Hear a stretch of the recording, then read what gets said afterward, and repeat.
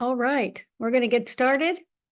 Welcome to Brown Grotto Art's 7th Zoom exhibition and our 5th episode of Art on the Rocks, an exhibition talk through with spirits. As many of you know, I'm Rhonda Brown, and for 30 plus years, my husband Tom Grotta and I have been promoting the work of dozens of international contemporary artists. For our Art in the Barn exhibition this spring, we created a survey exhibition, Discourse, Art Across Generations and Continents. We've chosen several images from Discourse. I'll speak about each no longer than a minute. We're trying something new tonight and doing this presentation from the podcast studio at Space 67 Studios in Norwalk, Connecticut, which we hope will create a technically improved experience. Discourse featured 61 artists from 20 countries created across the 60-year lifespan of contemporary fiber art from 1960 to 2024.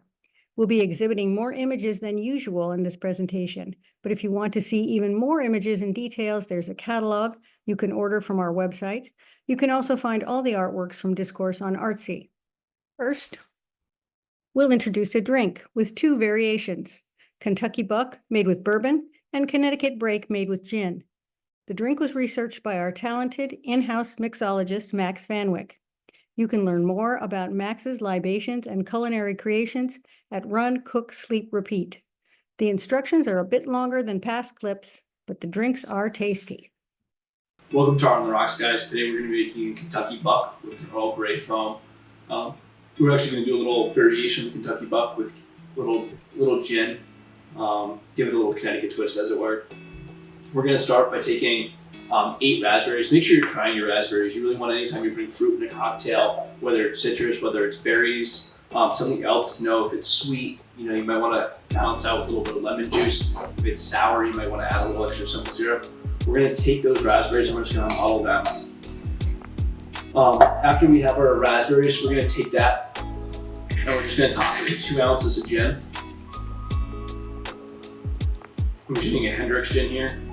One of my favorite gins for your first summer cocktail.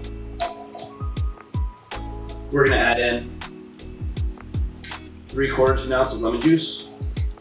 And we have a little simple syrup here. The simple syrup I'm using here is with white cane sugar. It's just a 1-to-1 ratio. So it's half simple syrup, or half sugar, half water. We're going to add half an ounce of that. And we're going to add 2 dashes of bitters. You can use Angostura bitters. I like cherry bitters for this. It's just a nice little difference, a little more depth of flavor, a little extra fruitiness. Give that a little twist. I'm going to shake.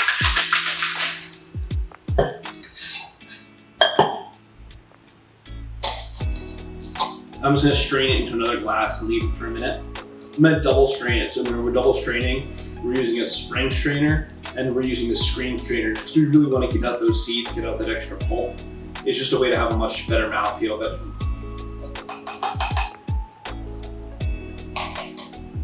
For our foam, I'm going to be doing a triple batch of it, but for your guys' recipe, if you're just doing this for a couple of cocktails, a single, you're going to start with 2 egg whites.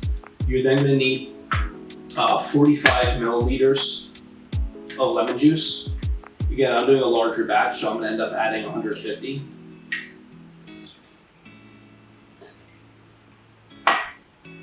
You're going to need ginger syrup. For my ginger syrup, what I like to use Demerara sugar or raw cane sugar. It just gives you a deeper flavor. It's a little bit more rich. Just taking ginger pieces, about 1/2-inch slices, little chunks of ginger, and I just divide them up in here.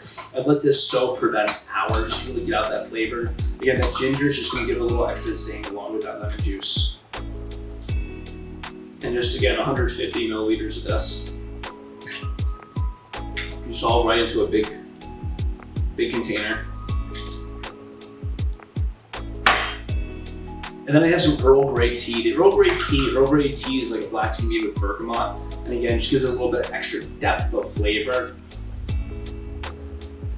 Gonna get rid of these tea bags. And again, I just let this Earl Grey tea steep for a little while. I want it to get it really strong. So this Earl Grey tea has been steeping for about an hour. The same 150 milliliters of this. And then some vermouth. And this is sort of a cheat on almost making a sour, right? We're not gonna have to whip the egg whites the same way we would with a normal sour, because the siphon gun, the ISI gun, is gonna do the hard work for us. Just give it a little stir. So we have our ISI gun here. An ISI gun is basically a whipped cream gun. You can think of it as just a reusable, refillable gun. This is a little bit of a bigger one. They come in multiple sizes, so you can buy one to really fit your needs. Most home use, you'll probably only need a half-liter one versus a full quart one like this, a full liter. And we're just gonna pour this all into our ISI gun.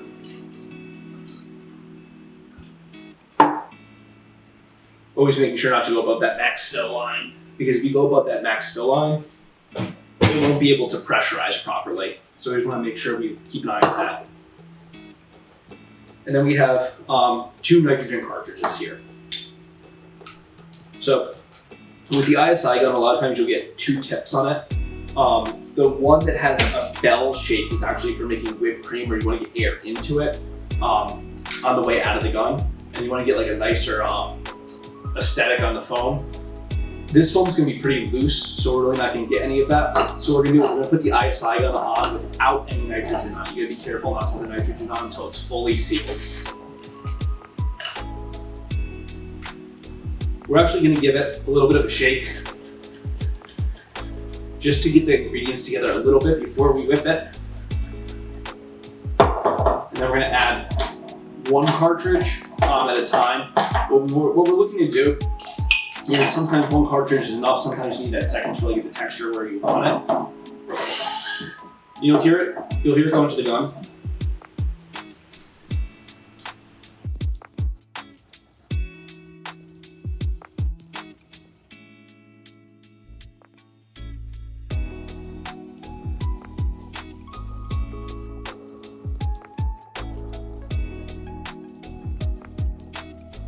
All right, folks, to finish our Kentucky Buck, we're gonna take the cocktail we made before,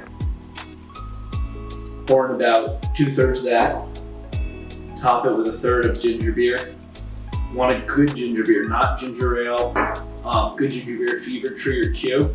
And we're gonna take our foam, shake it up, give it a little more shake, and we're just gonna top our cocktail with that delicious foam. It's really the star of the cocktail. And we're just gonna garnish it with a little lemon peel, with a raspberry, and some candied ginger just right across there.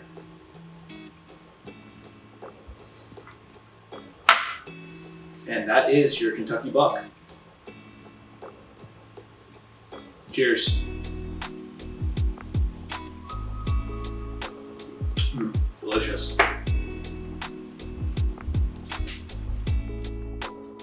Now, to our talk through.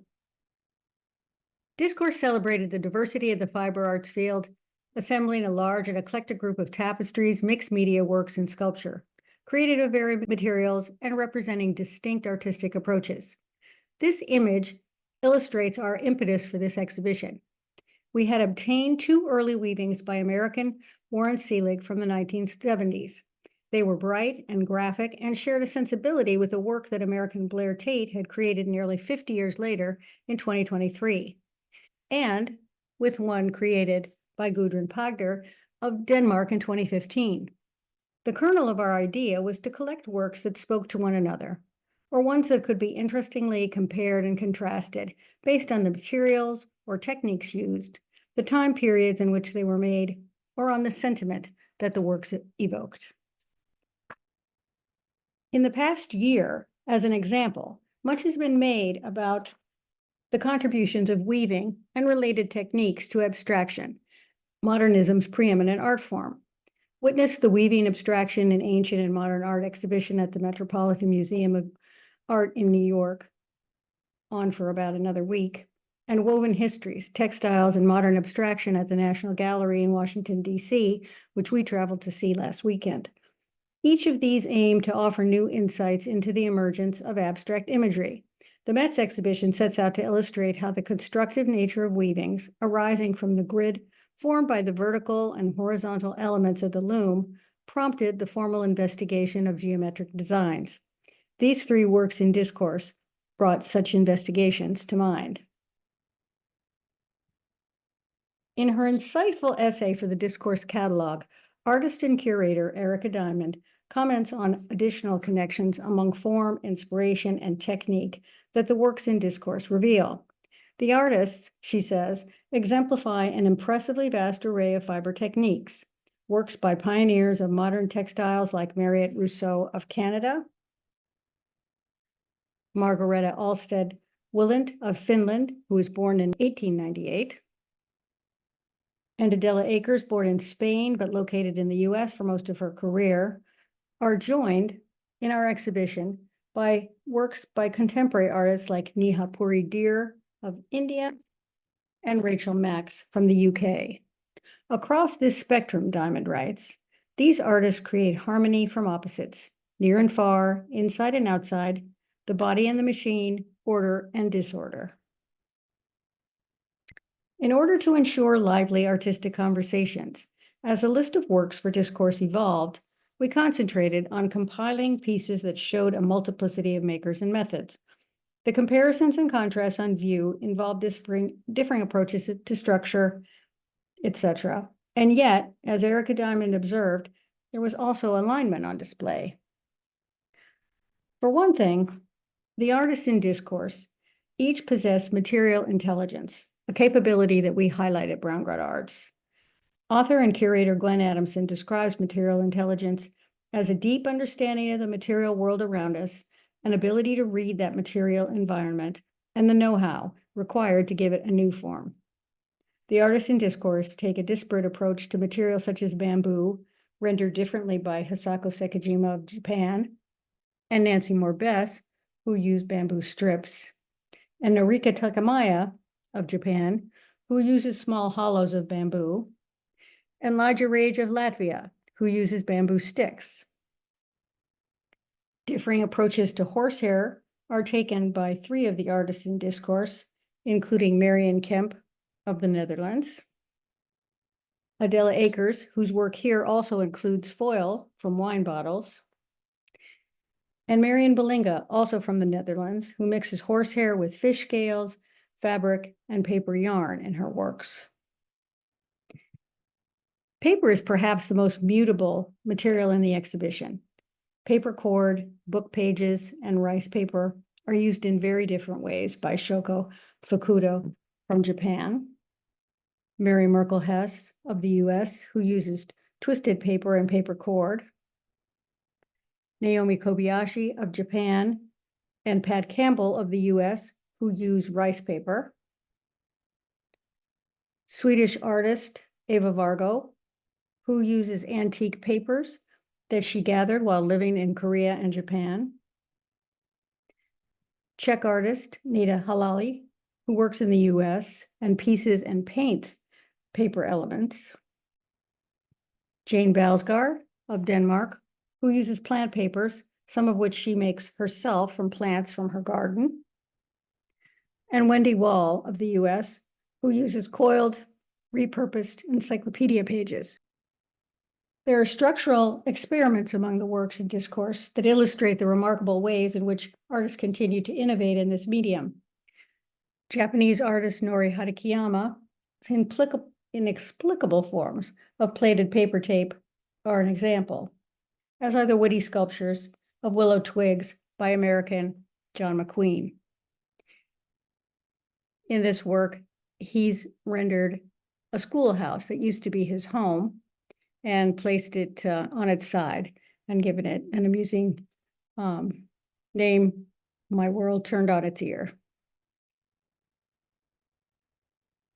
Squares of soft protruding curls of jute by Naoko Serena of Japan are barely connected by their fibers, and they push the fragility of this material. Sinuous works by Norma Minkowitz of the US transform crochet. The previously referenced Narika Takamaya's pieced form, aptly titled Vision and Perception, is a surprising take on bamboo, as is Hisako Sekijima's encasement of a basket in a walnut bark form. Diamond sees complex conversations evolving when traditional techniques blend with unconventional materials, as in American Ed Rosbach's basket forms fireplace logs. And in Latvian artist Beba Osait's semi-translucent constructions shot through with metal threads. Weavings made of lead by Sue Lottie are a surprise, as is American Mary Giles' basket of porcupine quills. Japanese artist Hiroki Sato Pijanowski worked in the US. She and her husband, former husband, Eugene Pijanowski, are credited with introducing Japanese materials and techniques to the American metal scene. They crafted unique works of papercord known as mizuhiki in a scale that transverses sculpture and jewelry. Nancy Koenigsberg of the US weaves, knots, crochets, or otherwise manipulates copper wire to striking effect. Other works evidence an intense engagement with material, a combination of linen and wire, and labor-intensive knotting allow for intricate surface forms in the work of Carol Shaw Sutton from California. Tim Johnson combines willow, metal, and plaster, drawing a visual comparison between the logic of birds' nests and human housing construction. Jin-Suk So from Korea creates sculptural forms of stainless steel mesh, which she stitches, electroplates, and paints. Elijah Rage transforms her woven surfaces by the addition of sticks. Contrasts in the evolution of contemporary fiber art can be seen in earlier works from Eastern Europe and more recent ones from the US.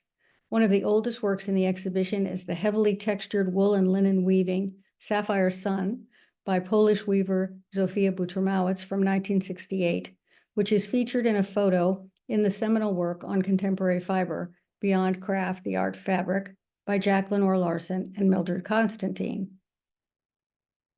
Its frenetic energy provides an interesting contrast to the refined jacquard tapestries of wool, cotton, and rayon by Americans Leah Cook and Michael Radick. Cook's work made 10 years after Butermowicz's work, and Radick's 3.5 decades in 2014. Other artists in discourse use the medium of fiber art to make explicit statements about the modern world, about personal anxieties, human interaction, and our impact on the environment. American Ginge Lackey's work, Anticipation, which spells out the word who in Applewood Branches, presents a question.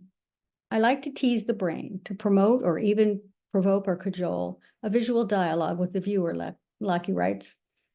Given the challenges, concerns, conflicts, and other dangers we face today, her question underlies the search for a way forward to a better day. American Laura Foster Nicholson's woven landscapes, idyllic at first glance, reveal a concern with the natural world. In recent years, she says, my work has moved toward recording the various ways humankind has interfered in the environment, like the train rolling across the pastoral landscape in Rural Road Freight Train. Through Spectator, Irina Kolniskova, originally from Russia and now resident in Germany, shares the anxiety of daily life. She presents a man, her alter ego, in a film strip-like series of discomforting scenarios. He is attentive to the life around him, she explains. Sometimes the events happening around him are frightening. He wants to get away, to run far away. But curiosity makes him come back again, secretly observing, trying to memorize all impressions. This figure, in The Weight of Empty by John McQueen, is reminiscent of Prometheus, pedaling furiously to keep a large weighty bowl aloft. In This Old House, American Jim Bassler references the book Cast by Isabel Wilkerson, which describes America as an old house with the caste system wrought by slavery as central to its operation as our studs and joints. Basler's flag is patterned with wax resist and a multitude of woven elements that he intends to represent the textile talents of the Africans who arrived in Virginia in 1619 and who were forced into slavery, thus giving up their identity and culture. Aniek Klein from the Netherlands is interested in communication. Dialogue is made up of two layers that hang one in front of the other. As one's viewpoint of the work changes, the interaction between its two layers shifts, just as words alter the interaction between two speakers.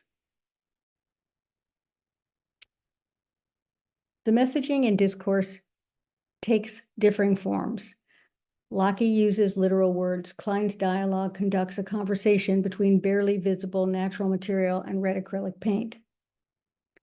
Marion Belinga's sampler's scattered nature reads like a code. German artist Heidrun Schimmel's blizzard of hand stitching reads like a manuscript. Danish artist Birgit Berkgire's tiny baskets dangle as diamond notes like a stream of consciousness. While the elements of American Blair Tate's textiles, she says, reference the building up of letters, words, phrases, and paragraphs. Emotions are explored in several of the works of discourse. Our engagement with fiber art textiles, tapestries, and three-dimensional sculpture is deeply personal. Our first memories are of cloth, fuzzy blankets, soft towels, and they remain strong ones. Scientists have shown that different parts of our brains light up when we look at a woven image and a photographic image of the same item. Abby Mackey, who works in Spain, sources and recycles used fabrics from flea markets, fabrics laden with memory. She is captivated by these silent witnesses to a life lived. A worn bed sheet, a stained tablecloth, a moth-eaten gown.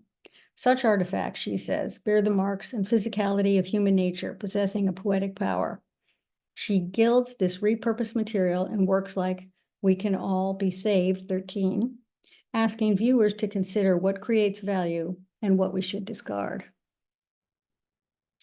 Carolyn Bartlett of the UK is also interested in the physical memory of cloth, the way it holds stories of the way it is folded, stitched, erased, and reworked. Susie Gillespie, also from the UK, finds beauty in the frayed and decayed. Italian artist Federica Luzzi literally embeds fabric memory into her work. In Red Shell No. 4, she has used fabric woven by Elvira Solivanti, a woman born in Gubbio, Italy at the end of the 19th century, created while she waited for her husband to return from the front between the world wars. When you receive loom woven cloth from another woman as a gift, it is a handover, Luzzi says. It is therefore not a simple use of someone else's material in one's own work, but it is a real transfer of knowledge from hand to hand, from loom to loom, from story to story. A woman weaver that I have never met and who preceded me gives way to her successor to continue the discussion, expanding it. Experiments abound in discourse. Neha Puri Deer of India is involved in several dyeing experiments to achieve differing effects, including stitch resist discharge dyeing and over dyeing to achieve a halo effect, letting the upper patch color of two contrasting colors bleed onto the silk fabric below to achieve two distinct colors on a single layer of fabric, and painting with dyes on fabric, combined with stitch resist work and discharge dyeing. All of Eduardo Portillo's and Maria de Villa's work reflects exploration and experimentation. They breed silkworms in their native Mérida, Venezuela, and have traveled to Japan and India to study silk culture. They dye the silk in vibrant colors using spices, fruits, and leaves from Mérida, including indigo, turmeric, avocado, and woodlouse. And they research and incorporate different cultures into their pieces, including techniques used by indigenous tribes in Venezuela, known for their basket weaving and for using shredded palm leaves and vegetable dyes. Jim Bassler's work, Tracking Nazca Patterns from 2006, is an indigo-dyed linen ikat made with unusual materials. Except for the linen used in both the warp and parts of the weft, Bassler says, I used a natural dark brown cotton from Guatemala, lighter brown cotton from Oaxaca, coyuchi, a white hand-spun silk from Oaxaca, where the silkworms feed off of native oak trees. And perhaps the most special of the yarns is the purple-dyed hand-spun cotton caracol. The dye comes from a sea snail that lives off the Pacific coast on rocks in Oaxaca. They go out there with rowboats with hanks of spun cotton. They milk the snails and put them back on the rocks. Erica Diamond points to additional associations in the works and discourse in her essay. Reminiscent of the human body, she writes, fiber has a unique and conversational relationship to gravity, unlike materials such as clay, metal, wood, or glass. Through their vulnerability to gravitational pull, we feel the weight and lightness of the textile body that mirrors our own. Federico Luzzi's red shell suggests the body through its soft curves and folds. Diamond sees allusion to human hair in the horsehair work by Marianne Kemp that focuses on the very fiberiness of its materials. Yvonne Boberitz, who worked in the U.S., used knotted filament and gold leaf to create shimmering masses of fibers like hair catching sunlight. American Polly Barton's ikat weaving, a process which naturally evades crisp edges, reveals the vague shape of either a figure or a landscape, as if they are one and the same. American Christine Joy's rippling cocoon of willow recalls a swaddled body. Works by U.S. artists Kei Sekamachi and Mika Watanabe form shells like fragile planets or furry bellies, Diamond writes, aiming to defy gravity through their lightness. Diamond sees Shoko Fukuda's dense forms of paper knots as visually expanding and contracting like the universe. And in the crushed state of American Polly Sutton's baskets, she sees a subversion of their function. Sutton, by the way, is shortlisted for this year's Loewe Prize. Esme Hoffman of the Netherlands seeks distortion in her baskets too, a language of lines created by the contrasting colors of willow skeins. The glitch in the pattern creates movement and fluidity. Mia Olsen of Sweden finds a grid among thin sheets of disorderly sisal fiber. In all of these works, Diamond sees order in the chaos and harmony in the discord. While the artists are in dialogue with diverse subjects, Diamond writes, some echo a yearning for connection, to place, to the past, to people. She describes an indescribable sense of longing and the urge to hold on to something in Stephanie Jacques' vessels, which are meant to draw attention to the void. She quotes Jacques, who is from Belgium. They contain what is not represented, what is not representable, what cannot be said, what cannot be defined, what escapes discourse. This theme of containment is also resonant in the works by Gisela Warburton of the UK, whose soft shifts in tone and curve conjure the body as a vessel. Norma Minkowitz's sphere creates a feeling of entrapment. And finally, Nancy Moore Bess's work in which bodies are nestled inside of bodies. Many messages to think about. As Erica Diamond writes, we can see the world reflected back to us in textiles, sometimes as a reflection of the times, but always as a timeless reflection of who we are. That ends our promising whirlwind presentation. Thank you for joining our 5th Art on the Rocks exhibition. For more images of works replete with no end of ideas and innovations, visit the Discourse exhibition on Artsy. Thanks again to Max at Eat, Cook, Run, Sleep, Repeat, and to our team at Juice Creative and Space 67, Wilson Beltran, Haley Springer, Mike Kelleher, Guzman Gonzalez, Carter Grata, and Mike Propercy. who have provided technical and email assistance. For more information and images and more of Erica Diamond's perceptive observations, you can order the catalog, Discourse Art Across Generations and Continents, at browngrotto.com. Now we'll turn the audio and cameras back on and answer questions if there are any. So if any of you have any questions, now's a chance to ask them.